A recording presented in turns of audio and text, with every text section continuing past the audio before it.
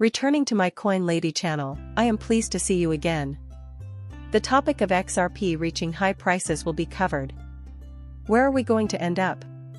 In addition, I will share my thoughts with you while we progress. There are 3 potential outcomes in the event that XRP becomes extremely rare. Since this is coming from David Schwartz, we can assume that he has given this some consideration before. After all, XRP's potential shortage is never out of the question. There are many who maintain that XRP will never be in short supply because there are 100 billion of them. However, XRP is likely to be the center of a lot of events. Check out the BIS and read up on the white papers. You must examine the bricks. Explain what's happening.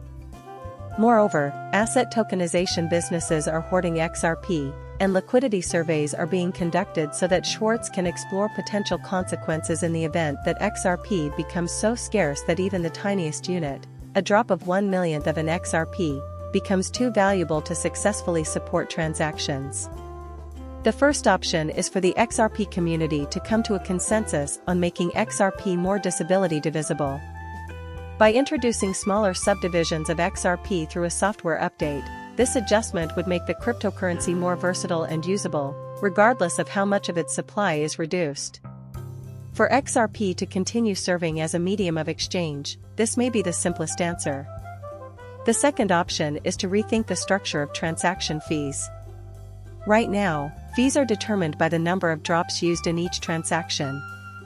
However, if XRP were to become too rare, the community might decide to change this measure to transactions per drop.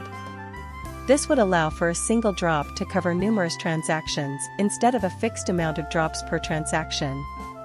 By dividing the cost of transactions across a smaller number of XRP units, this method offers a means to lessen the effect of scarcity.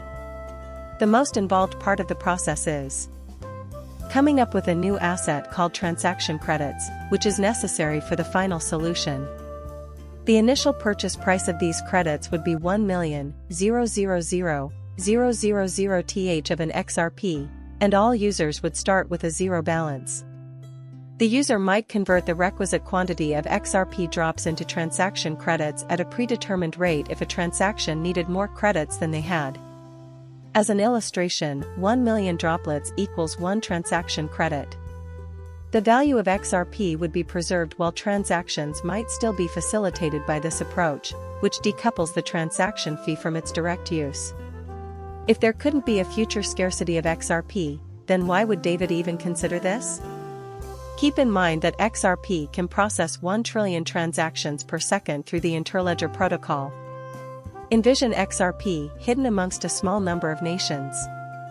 100 billion XRP won't be necessary in 10 years when only a handful of local banks will be doing little transactions utilizing the cryptocurrency. At the moment, the maximum transaction throughput for the XRP ledger is 1,500 per second. The maximum transaction throughput that the XRP ledger is capable of is 70,000 per second. It's sufficient to burn the escrow at 53 billion. People would immediately assume that burning the escrow will cause XRP's price to soar, but that has happened before with Stellar. Half of the XLM supply was destroyed, causing a 20% price spike before it crashed. And have a peek at the current price. I maintain my belief that the IMF will be the recipient of escrow. According to Bit4 Coins, XRP has the potential to serve as a bridge for CBDCs, allowing for the efficient and highly liquid transfer of funds between different digital currencies. This would be great news for both the best and the central banks. The assets, though, are his belief.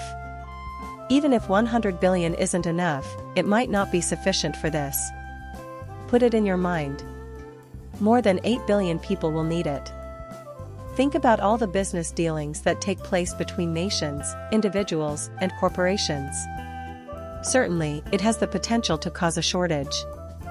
Finally, he claims that we will reach the $10,000 price point that everyone is talking about after XRP is used for CBDC transactions.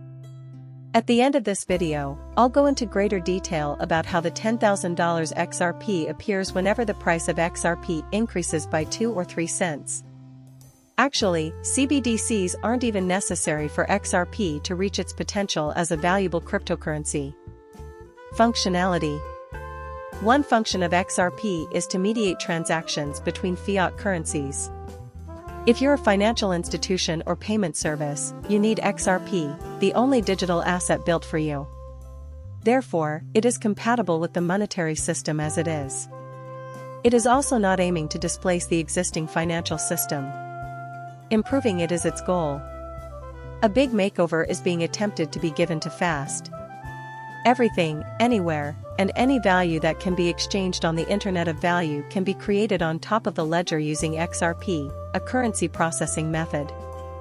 Forever, it will be the money that best represents an asset's worth. This is the liquidity pool, by the way. In this diagram, we can see XRP and all of its users. The liquidity pool in the middle would allow this user to send to this user. Regarding international money transfers, that was the BIS's intended use of the Internet. It goes beyond just international money transfers, though. Domestic payments might be the culprit. Since firms would be purchasing XRP and keeping it for extended periods of time, it is possible that a small number of companies that frequently transfer funds maintain some XRP in a liquidity pool and spend it as needed. Institutional investors are distinct from individual investors, you know. Some of our customers will sell even if the price increases by a small amount. The price doesn't matter to institutions at all. They intend to put it to good use in the real world. It would appear that escrow is the bridge mechanism that unites the many Enbridge ledgers into a single ILP. When it comes to Enbridge, things move quickly, and many believe that BRICS will undoubtedly look to Enbridge as a way forward. In such instance, they would probably also make use of XRP and RippleNet technology. After all, you can see the Ripple list included in the Enbridge white paper. Since Russia is wary of China and other countries, I've maintained that a trust layer will be necessary for the BRICS to function properly. Their need for a trust layer is thus assured. When it comes to trust layers, XRP is the only game in town. No matter what, everyone claims that someone will always find a method to solve the problem. That is incorrect. A third party, such as Ripple, will be hired to handle the outsourcing. Next, there are esters, which have also generated considerable discussion. The International Monetary Fund, IMF, changed their regulations so that we may hold esters after first prohibiting them. Secure and instantaneous transactions using central bank money would be possible for everyone, not just banks. And with that, I leave you. And if XRP were to become an ester, its price would skyrocket to $1,000 in an instant. If this happened, XRP would be in the 4 digits by the time you woke up tomorrow. The viewer's presence here is greatly appreciated. Bye for now, and please subscribe and like my channel.